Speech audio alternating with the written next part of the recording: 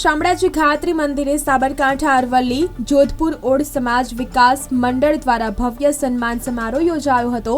આ પ્રસંગે સમાજના ધોરણ 10 અને 12માં આર્ટ્સ, કોમર્સ તથા સાયન્સમાં સફળતા મેળવનાર દીકરા દીકરીઓનું સન્માન કરવામાં આવ્યું હતું। સાથે જ અગાઉ રહી ચૂકેલા સમાજ પ્રમુખો તથા વડીલ આગેવાનોનું પણ સન્માન કરવામાં આવ્યું હતું।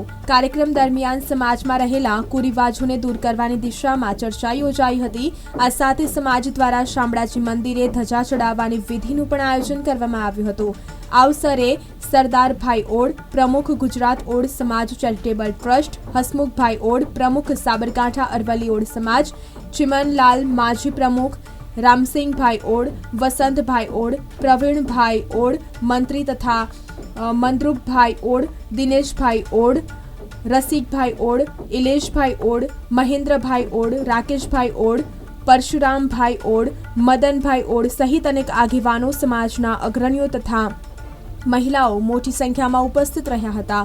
આ સન્માન સમારોહથી સમાજના યુવાનોમાં પ્રેરણા તથા વડીલો પ્રત્યે આદરભાવ વધ્યો હોવાનું આગેવાનો દ્વારા જણાવાયું હતું।